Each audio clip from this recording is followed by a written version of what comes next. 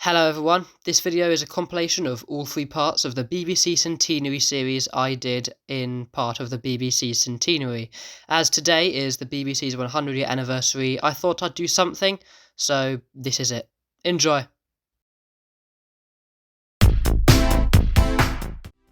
Good evening, welcome back to Hux Media and I welcome you to a brand new series on the channel, just in time for BBC's 100-year anniversary, encompassing the history of this corporation the nation has grown to trust and love. Join me as we go through several decades of the BBC's centenary. To begin the journey of BBC, we need to go far before the internet, before digital, before home media, and even before television. We need to travel back to the early days of radio, not how we know it today, but primitive Marconi wireless equipment. It was seen as a new technology for almost 20 years, but soon became successful amongst public consumers. The British Broadcasting Company, as it was called then, was created on the 18th of October 1922, with John Reith as general manager. The then private corporation would start broadcasting in 1927, a few years later, under a royal charter. The charter is a publication that is made every 10 years. It details what the BBC's purpose is, to what the licence fee is, and how they make money off of it. Now it was known as the British Broadcasting Corporation, and was no longer a private company. Initially, the BBC faced some competitors, be it theatre or other forms of audio. It wasn't long, however, until a completely new source of media and entertainment joined the field. In 1929, a Scottish inventor by the name of John Logie Baird created a method of transmitting and broadcasting pictures. This would obviously go on to be called television, so Parliament decided that BBC could create its own TV service. And so, on the 2nd of November 1936, with a brand new studio in the Broadcasting House, BBC Television launched. The vision and sound are on. The station goes on the air.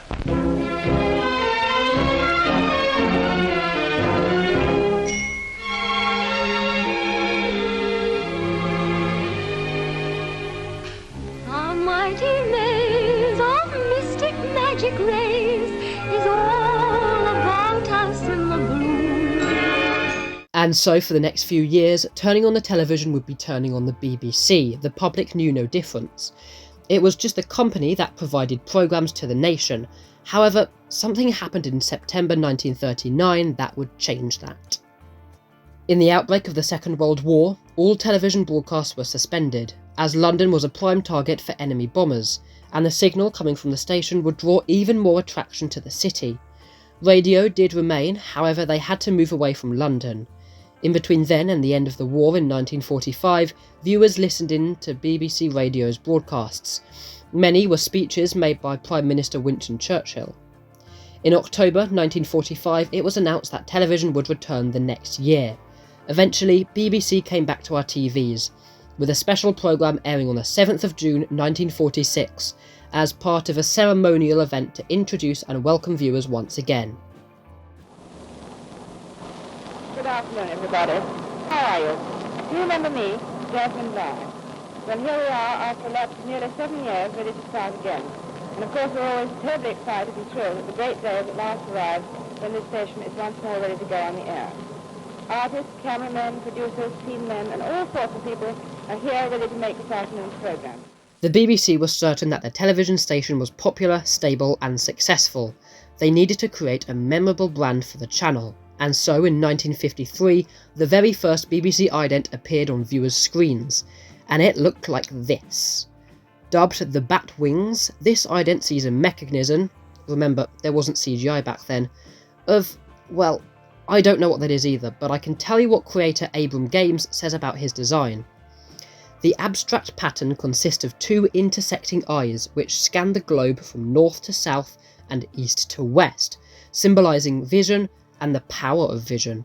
Flashes of lightning on either side represent electrical forces, and the whole form takes the shape of wings, which suggest the creative possibilities of television broadcasting. Now, I don't want to be one to criticise art for meaning nothing at all, because it does mean something, but for millions of viewers at the time it was a confusing image indeed. BBC Television kept a monopoly on the airwaves until the Television Act 1954 allowed a commercial channel to join the business, a commercial channel that would become BBC's biggest competitor and rival. ITV launched on the 22nd of September 1955. This affected BBC shows going into the 1960s, as people at the Beeb didn't want to lose viewers to the newly created ITV. However, they did doubt much change would happen, as ITV had adverts. They thought people would much rather watch a BBC programme. This was not the case, and BBC's programming changed to be less factual and informative, and more gripping and exciting shows started to appear out of BBC's budget. One example I could give is Doctor Who, a show that started airing in 1963. How could I not mention it? Doctor Who is probably one of BBC's most iconic shows, and to this day has an enormous place in British culture. In 1964, BBC TV would change its name to BBC One. This was because a second channel would come that year. On the 20th of April, BBC Two was scheduled to launch, and it would start around that time, but not quite how you would expect. Well, good evening, and as I said a few minutes ago, only I understand nobody could hear me, welcome to BBC Two, from where it all began, here in Studio A in Alexandra Palace. Now it's the newsroom of Channel 2, and tonight of all nights there has been a loss of electric power at our main studios, the Television Centre in West London. It's due, we are told, to a failure in a 60,000 volt feeder at Iver in Bucks. It's resulted in such things as the halting of underground trains on the central lines, widespread failures in various parts of London, and of course the failure of Channel 2 to start from Television Centre. It therefore forced me to apologise and to give you one thing at least that is scheduled, if not quite at the right time, the news in brief. A fire at Battersea Station in London caused loss of power in the BBC's studios, so their studio at Alexandra Palace stepped in and created this makeshift-looking news bulletin. After that, BBC Two launched for real, and at this point the British Broadcasting Corporation had 2 channels under its name, and saw itself successful for the foreseeable future. The launch of a second channel saw a boost in success for the BBC. They gained a majority over their rival ITV, and as it gained more viewers, it was a massive commercial success. The following years saw the introduction of many new shows and radio stations. For example, Match of the Day launched later in the same year, and the year later saw the start of the BBC World Service. It was without doubt to say that the BBC was at its absolute height of success. Radio 1 started transmission in 1967 as a pop music-oriented station. You see, the BBC had a problem at the time dealing with pirate radio stations that had been set up from outside British waters, which they couldn't do anything about, as it was technically perfectly legal. The BBC wanted the British public to listen to their radio stations, and after the launch of Radio 1, they renamed their pre-existing stations. Light Programme became Radio 2, Third Programme became Radio 3, and Home Service was renamed Radio 4. 1967 also saw the first television show broadcast in colour, the Wimbledon Championships on BBC Two. Channel 1 fully transitioned to colour 2 years later on the 15th of November 1969, and after that shows like Dad's Army and Doctor Who aired their first colour episodes. In 1974, viewers could now access a new service named CFAX. This type of service was called teletext, which is a way of seeing information through the television screen whilst also being separate from actual live broadcasts. CFAX, being the very first teletext service, was a technological revolution for the time. It's almost comparable to the convenience of the internet, except this was a decade before websites were even feasible for anyone living in Britain to imagine. On CFAX, you could see news updates, the weather, play games, and listen to a wide library of music. ITV would join the teletext market with Oracle in 1978, but CFAX lasted a lot longer than its competitor. The Beeb's competitiveness with ITV goes beyond that. In 1979, workers at ITV went on strike, which caused an 11-month blackout on most regional channels. This meant, as there was nothing on ITV, people turned to watching shows on BBC One and Two, and BBC programmes saw a great increase in viewing figures, some programmes even reaching up to 16 million views. This put the BBC even further in the ratings war that had been going on for the last decade and a half. It even continued when a completely new commercial station, Channel 4, was introduced in 1982. The rest of the 80s were mainly successful for BBC, but viewers wanted a twist in direction.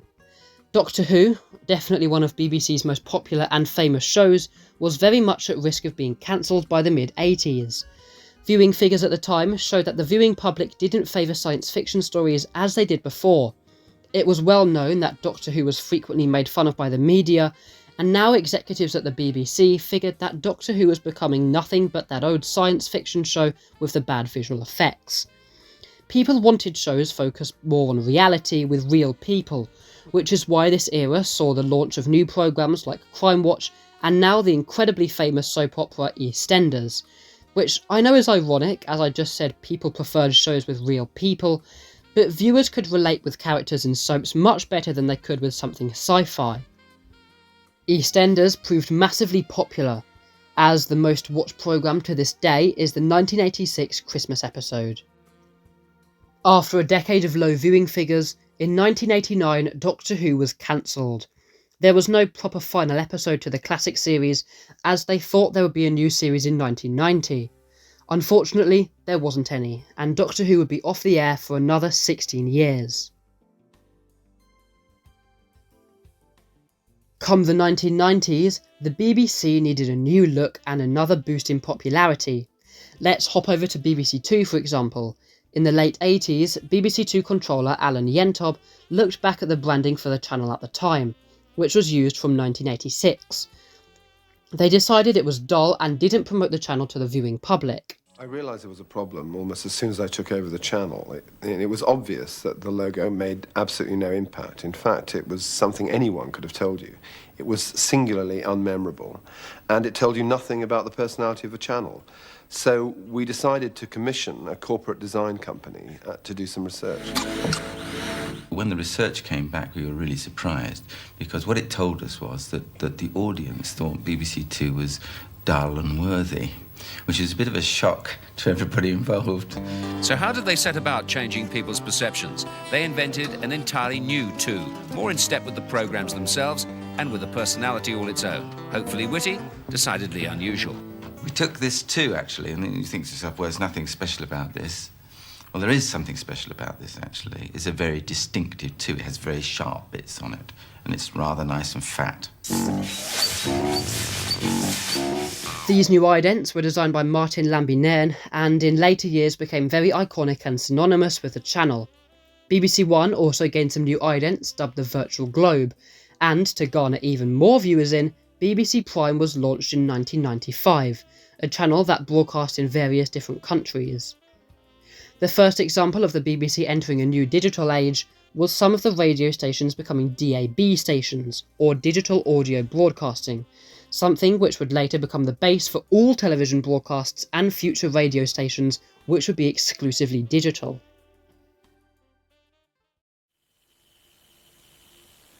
This is BBC Television from London. Diana, Princess of Wales, has died after a car crash in Paris. She was taken to hospital in the early hours of the morning. Surgeons tried for 2 hours to save her life, but she died at 3 o'clock British time. In a statement, Buckingham Palace said the Queen and the Prince of Wales are deeply shocked and distressed by this terrible news. Normal programmes on BBC Television have been suspended while we bring you the latest developments. On the 31st of August 1997, Diana, Princess of Wales, died in a car crash in Paris. This was obviously covered immediately on television, and a few days later, on September 6th, the BBC broadcast Diana's funeral. It managed to gain over 32 million viewers, and to this day has the highest viewing figures of any televised royal event. It cemented BBC as a trustworthy and respectful broadcaster for many years to come. The BBC had their biggest corporate rebrand yet, on the 4th of October. Its logo was changed and overnight new idents for both channels stepped in.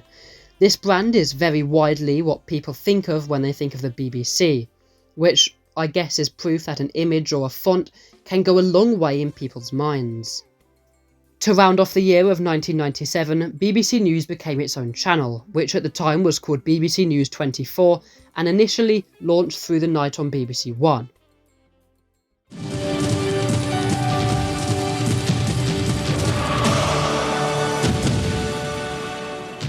The switch to digital was happening at this time, if not very slowly, and the majority of people in the UK still had analogue and didn't really care. The BBC obviously wanted this to change. First, they took aside the possibilities of digital broadcasting and moved to another form of media, the internet. In December, BBC Online, the corporation's website, started. It was seen as the third medium alongside radio and television, and the website originally consisted of live television, news coverage and TV schedules. The BBC took it to the next step 1 year later in 1998, where they would launch a brand new digitally exclusive channel, BBC Choice, on the 23rd of September.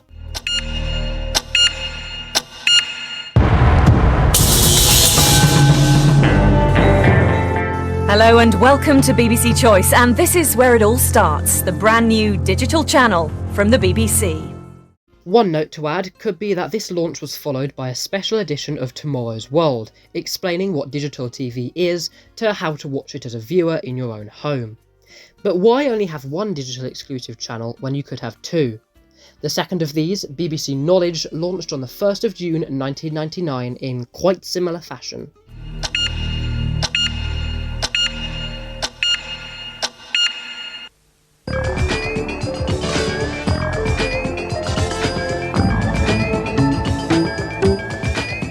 Welcome to the newest digital channel on the BBC, and remember, knowledge is power. With the year 2000 coming ever closer, the BBC as a national broadcaster had to prepare to air the Millennium celebrations. What followed after some marketing on both main channels aired a special, 2000 Today, broadcast on the night of December 31st, 1999. Moving into the new millennium, television was the same as usual, if you accept the new idents brought in for BBC Two that were quite nice. The new century did see more progression for the corporation, however, as it saw the launch of a lot of new channels and other blocks including BBC Breakfast, 10 o'clock news alongside new digital channels like CBBC and CBeebies launching in the next few years, which was split from the already existing block of Children's BBC. It was clear that the British Broadcasting Corporation was progressing even further as a new era began.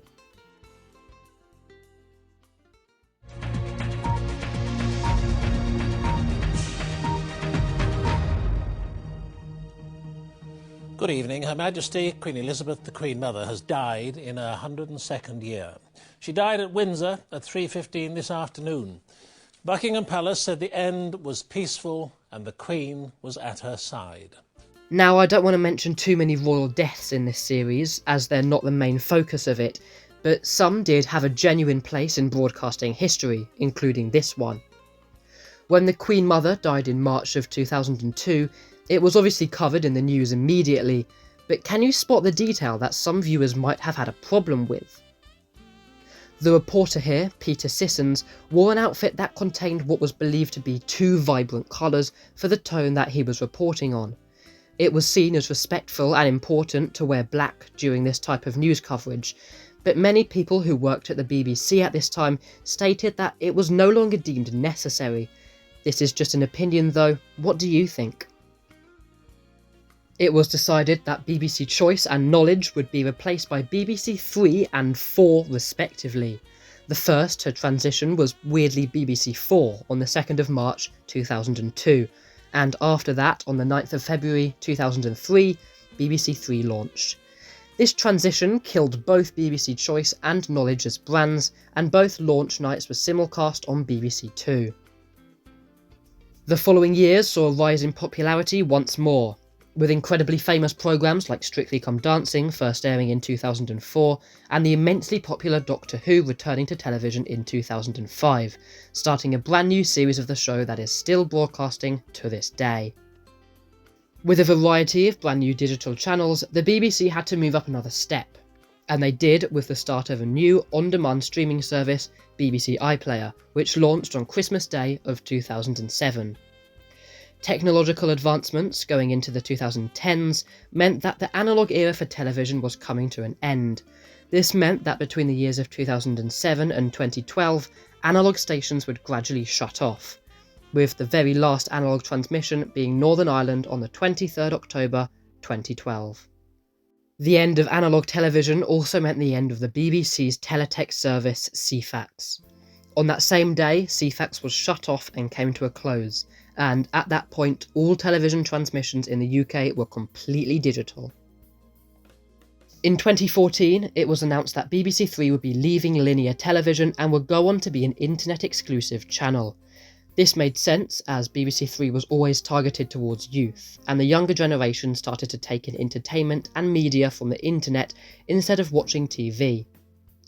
This finally was taken into effect on the 16th of February 2016, where the channel only occupied a caption card stating "We've moved." And indeed they had. Many petitions and requests were made online to save BBC Three, but no such action was made in this favour. Well, not for a few years, but more on that later.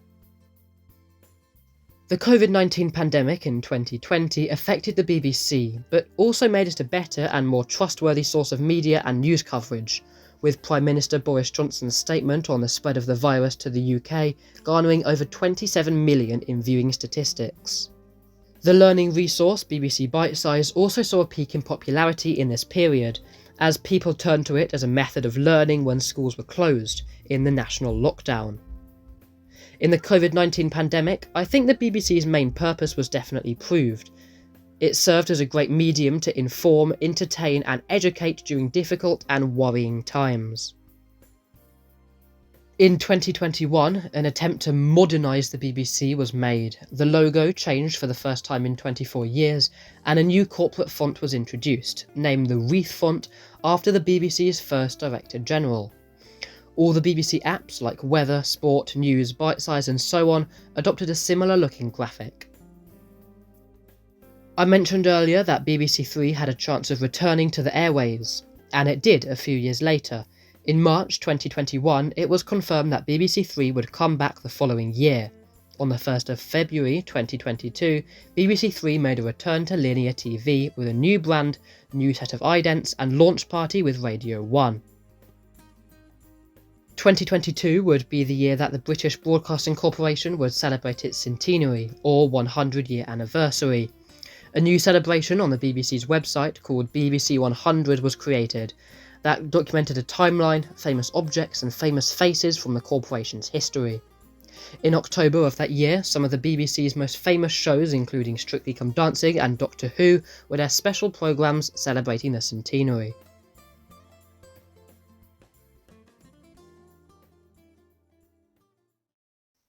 So, there we are in the present day. This series is now complete and 100 years of the BBC has been told.